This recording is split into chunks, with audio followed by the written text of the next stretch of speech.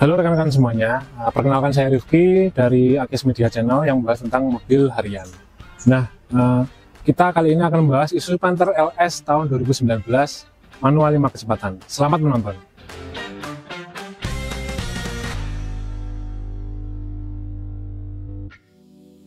Pertama dan selamanya, jadi itu kesan pertama saya ketika mendengar kata Isuzu Panther atau mendengar brand Isuzu Panther.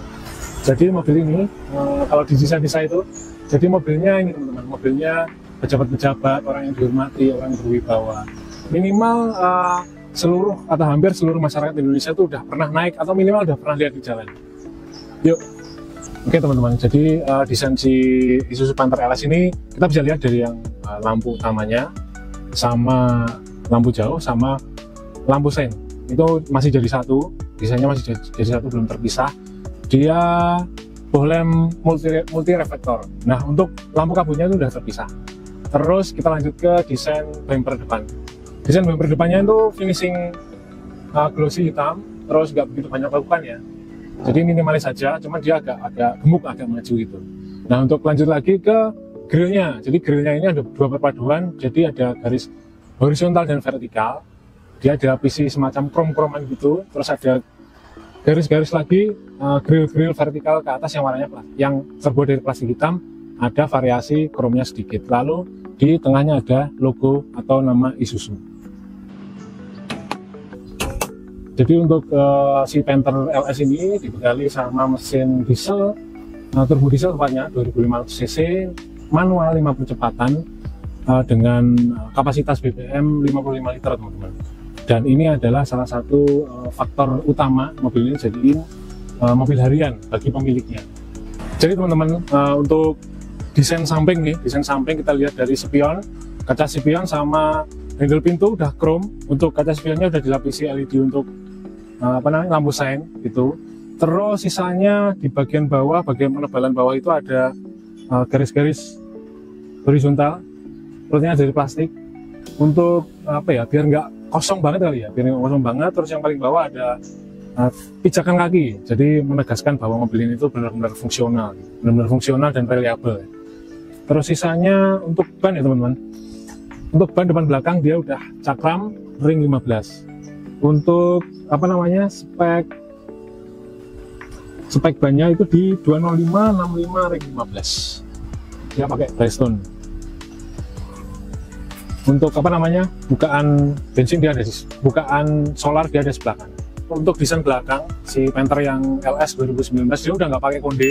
Kalau kita inget yang dulu itu udah pakai konde, sekarang udah nggak. Nah, dulu pakai konde, sekarang udah nggak pakai. Nah, kita lihat sama aja dari yang depan itu serba kotak, dari model kacanya trapesium, ada wipernya, kejurutan air, terus logo Isuzunya yang serba kotak juga, ada krom-kromnya juga, terus logo LS Turbo dengan lampu belakang yang masih bohlam juga, multi reflektor. Terus disambut lagi ke bawah ada bumpernya sama semacam ini skiftnya. Jadi entah untuk naruh barang atau untuk untuk naik kaki itu lebih safe lah, lebih aman. Untuk sebelah kirinya itu ada Panther dan ada handle pintu untuk bukaan. Nah, untuk bagasi sendiri, nah kalau kita buka ini kayak gini nih. Jadi ini untuk ada tempat tangki air, jadi untuk keturutan belakang sebelah sini.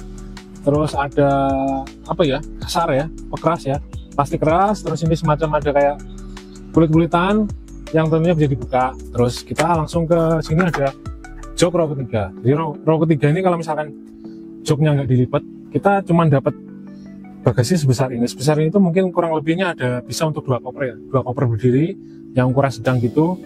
Terus kalau misalkan kita lipat harusnya bisa lebih besar lagi.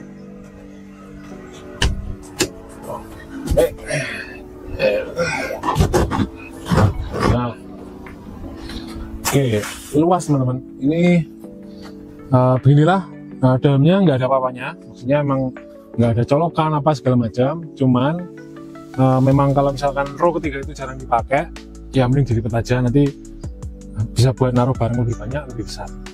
Ban serep nggak ada di sini, tapi di bawah. Oke, kita masuk ke interiornya teman-teman. Nah, kuncinya kayak gini. Kuncinya kayak gini. Terus ada remote, cuma remote-nya lebih rusak, jadi manualan. Untuk yang pertama ya, daun pintu sebelah pengemudinya. Di sini ada keras-keras, plastik keras sampai sini, warnanya krim gini. Terus cuma di sini ada semacam kulit-kulit sintetis gitu ya. Terus ini handle pintunya dari plastik. Di sini ada tombol-tombol jendela, cuman yang auto up and down-nya cuman yang sebelah driver aja. Ini ada gagangnya. Terus ada kompartemen lagi, ini kecil banget nih, kecil banget. Untuk entertainment-nya ada tweeter sama speaker, split di sebelah sini.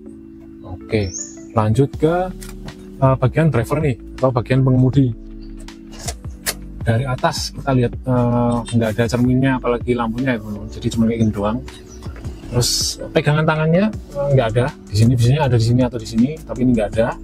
Terus setirnya paling 4, gede, empuk, nyaman, cuman dia udah kemakan usia, jadinya kulitnya seperti ini. Kemakan usia dan pemakaian dia lebih tepatnya. Untuk panel-panel instrumennya, speedometernya itu modelnya agak-agak jadul, cuman semuanya visible dan mudah dibaca. Di komponen sebelah kanan ini ada pengaturan cermin ya, pengaturan cermin spion L atau R, fog lamp, terus kisi-kisi AC. Nah, untuk cerminnya sendiri itu sudah elektrik, tapi untuk pengaturan buka tutup spionnya masih manual, masih model otot. Nah, turun ke area bawah ini ada bukaan tadi, bukaan apa namanya, kap mesin, terus ada handle untuk lampu-lampu. Di sebelah kirinya ada untuk handle kaca wiper dan kecerutan air. Untuk di sebelah kanannya ini ada apa namanya, tombol-tombol kayak ini, tombol hazard, terus ini kecerutan airnya gitu. Terus di tengah, kita lanjut ke tengah. Di yang paling atasnya ada entertainment-nya, head unit bawaan ya, Isuzu single din. Di bawahnya ada 2 kisi AC. Terus bawahnya lagi pengaturan AC yang masih manual ya, belum digital maksudnya. Ada untuk set pendinginan sama set kecepatan kipas. Di bawahnya ada power outlet, lalu ada kompartemen kecil-kecil ini, ada wajah raja segala macam. Untuk knob shift knob-nya atau knob persnelnya itu modelnya kayak gini teman, jadul kayak gini. Dia panjang karena konsol tengahnya itu pendek sekali dibandingkan posisi drivernya atau posisi penumpangnya. Jadi dia ada kayak lapisan ini kulitnya kayak gini, jahitan kulit biar nggak kelihatan cungkring. Padahal sebenarnya tetap masih cungkring panjang gitu. Kita tarik ke belakang, ini ada wadah nih, kompartemen kecil-kecil buat wadah permen segala macem. Terus ini ada handle otot.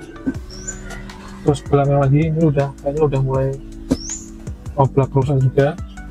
Ada ini juga, lumayan nih buat ngisi apa segala macam, permen, tisu. Nah, untuk bagian penumpangnya, ini ada wadah nih kayak laci-laci terbuka gitu, lumayan lah untuk naruh HP. Terus di bawahnya kita lihat nggak soft touch ya teman-teman, jadi masih ketat gitu. Ukurannya cukup lah untuk naruh berkas apa gitu, cukup. Di sebelah kiri ada kisi AC. Nah, untuk dalam pintu sebelah kiri kurang lebih sama persis dengan yang mengemudi, bedanya cuman dia hanya di tombol-tombol jendela yang cuma satu aja, sisanya sama persis. Oke, kita masuk ke row kedua teman-teman, row-nya penumpang. Oke, ada apa ini? Dalam pintu sebelah kanan simple, handle pintu yang sama juga dari plastik, tombol jendela, terus ada apa namanya, handle untuk buka tutup. Cuman dia nggak ada kompartemen sama sekali, cuman ada speaker aja. Terus sisanya sama persis untuk desain depan dan belakang. Di bagian atas ada handle-nya untuk pegangan tangan. Terus joknya sama, jadi yang saya belum bahas teman-teman. Jadi joknya itu kan warnanya kan coklat ini ya. Ketika masih baru, dia terlihat bagus gitu, terlihat rapi, bagus. Kalau dia udah mulai berumur, udah mulai ngelipat-ngelipat gitu, jadi dia kayak ada kerutan-kerutan ini, lumayan mengganggu ya teman-teman. Tapi bagi yang ya sebodo amat ya, cuek gitu ya udahlah gitu. Tapi menurut saya ya lumayan mengganggu. Oke, balik lagi ke kenyamanan duduk di row yang kedua. Di row yang kedua ini kan tinggi saya 174 cm, masih sisa ruang segini dengan settingan kursi ini. Settingan kursi saya, jadi kursi saya ini agak-agak mundur gitu loh, walaupun nggak mentok tapi 3/4 lah dari posisinya. Nah, posisi duduknya itu dia lumayan rebah, nggak rebah banget tapi nggak yang kayak posisi duduknya hatchback yang agak-agak tegak nanggung gini, jadi enak, nyaman banget, nyaman. Terus di atasnya ini ada blower AC, jadi blower AC-nya, jadi penumpang row kedua itu juga dapat blower AC. Nah ini ada dua buah blower AC, dan AC-nya Isuzu Panther itu terkenal dingin banget, menggigil, jadi wes aman lah, nggak akan merasa kepanasan kalau di mobil ini. Terus sisanya ada, nah ini headrest, cukupan lah, tapi nggak ada bottle holdernya, tapi oke lah, yang penting ada. Terus ada headrestnya, surprise ini nyaman menurut saya, gede, empuk, terus bisa menjaga kepala ini dengan baik, jadi kalau tidur juga, kalau bangun-bangun juga kalau betul kepalanya. Oke. Untuk plafonnya dia semacam kulit sintetis, terus sampai ke belakang. Nah, kelebihan plafon kayak gini tuh menurut saya enak untuk dibersihin. Jadi kalau, karena ada yang budru, ada yang plafon nih. Nah, kalau yang ada yang budru, ada yang kulit sintetis. Nah, kalau untuk yang budru itu harus pakai itu teman-teman, apa namanya, vacuum cleaner. Kalau yang ini cukup dia pakai kan libur segala macam lah, udah cukup. Kita lanjut ke row ketiga. Kita menuju ke row belakang. Jadi kalau di keluarga besar itu yang duduk di belakang kastanya paling rendah katanya gitu. Kita coba untuk akses ke belakang itu, kita lipat kursinya teman-teman. Konfigurasinya dia 60-40, jadi yang kiri itu 40, yang kanan 60. Cuman jadi kan dia bisa dilipat dulu gini kan. Cuman karena dia tepukannya ini sedang error, jadi kita langsung melangkah aja ya, kita akrobat dikit. Oke. Nah, oke, jadi posisinya gini teman-teman ya, dengkul saya mentok, jadi untuk ketegaannya ya nanggung, jelas nggak nyaman. Terus dengkul saya juga mentok. Terus cuman kita ngeliat kiri kanan tuh visualnya, kacanya tuh juga lumayan besar, jadi masih oke lah, nggak merasa pusing banget. Nah, untuk kenyamanan joknya ini sebenarnya mirip-mirip dengan jok row kedua dan yang pertama, cuman karena kemiringan si jok itu sendiri, dan sebenarnya nggak bisa di adjust lagi terbahannya, jadi ya udah mentok kayak gini. Saya pengalaman dari Taman Tekno ke Sentul itu masih bisa tidur teman-teman, masih bisa, cuman ya kakinya kiri kanan kayak gitu. Nah, kebetulan di samping saya itu teman saya juga orang dewasa juga, jadi masih oke untuk 2 orang dewasa atau 3 bocil-bocil itu masih oke lah. Nah, poin plusnya lagi ada lampu baca sini, lampu baca, lalu ada blower AC yang lanjutan tadi yang untuk row kedua itu ke arah depan dan ke arah belakang, jadi semuanya kena. Dan sorry untuk yang tengah ini bukan lampu baca, tapi untuk pengaturan si buka tutup AC-nya aja, jadi bukan kedinginan atau apa, tapi off, on 1, on 2 kayak gitu. Jadi aman semua dari depan sampai belakang, semua penumpang, driver dingin, aman, nggak kepanasan, nyaman, bisa tidur. Kita tes jalan dulu teman-teman, sambil makan semen, soalnya haus.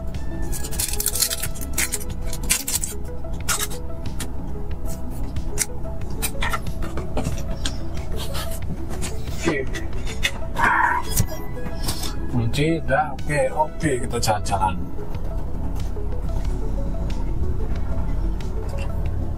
Radius putarnya enak, dia nggak jauh-jauh banget. Oke. Visibilitas pengendaranya juga enak, suspensinya empuk ya, Panther terkenal suspensinya empuk ya. Koplingnya juga masih empuk. Terus cuman naik Panther itu menurut saya dia suspensinya agak empuk daripada selera saya, tapi mayoritas pengguna Panther atau pencinta Panther suka, berarti memang secara umum enak, bagus, cocok, nyaman. Jadi ketika saya nyoba di tol itu tentunya maksimal 100 km per jam teman-teman ya. Saya bawa rombongan dari Serpong ke Meikarta PP 1 hari via tol full. Jadi itu kayak nggak, bawa mobil ini tuh udah kenceng, nyaman, AC-nya menggigil, dingin gitu ya. Terus karena ya Panther ground clearance-nya tinggi, jadi kalau udah keluar tol terus kita ke Meikarta itu, area situ kan banyak jeglongan-jeglongan, jalan jelek. Itu saya bukan less worry lagi, tapi no worry, karena semuanya spek juga masih standar. velg dan bannya juga standar ring 15, jadi bannya juga gede donat, jadi masih sangat nyaman untuk ditinggarai.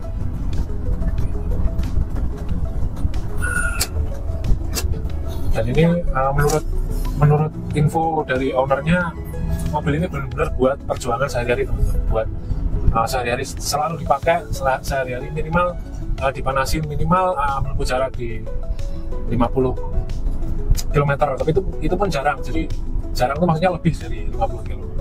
Jadi ini tuh mobil yang udah benar-benar teruji lah ya, terbukti tangguh banget di jalanan Indonesia gitu. Terus apalagi ya, mobil ini nggak pernah mogok, nggak pernah rewel sama sekali.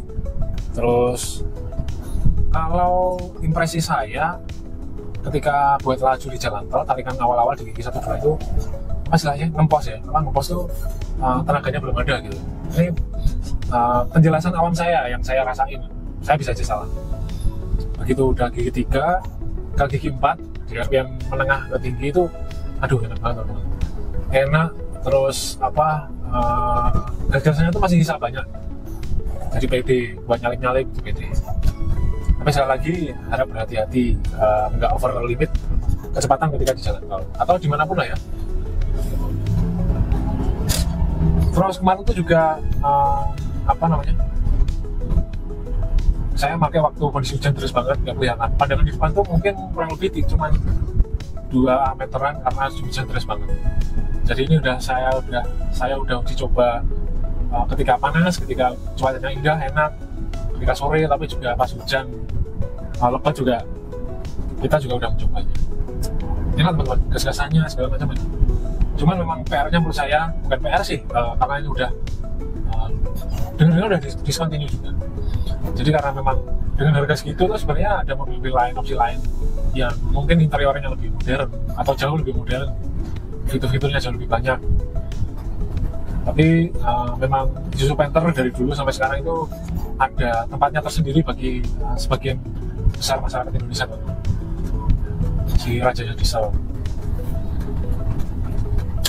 Kelebihan dari segala macam kelebihan yang saya sebutin tadi, ada kekurangannya menurut saya cuman satu, yaitu segi keamanannya kurang. Jadi airbagnya nggak ada, bahkan di sisi driver juga nggak ada.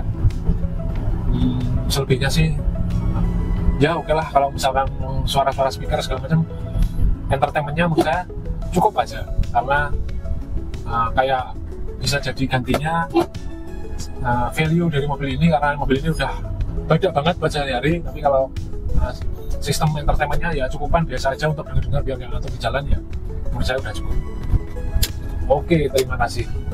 Panther Turbo LS tahun 2019 diesel. Harga bekasnya saya lihat di marketplace itu di sekisaran 180 sampai 190 juta rupiah teman-teman. Nah, untuk PKB-nya saya lihat di angka 3.693, 3.700 dibulatkan setiap tahunnya.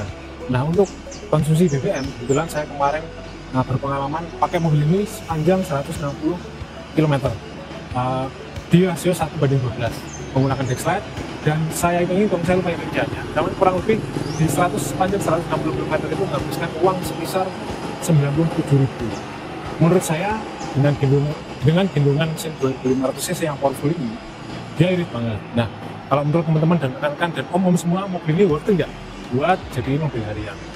Silahkan komentar di bawah. Sampai bertemu di episode selanjutnya. Terima kasih.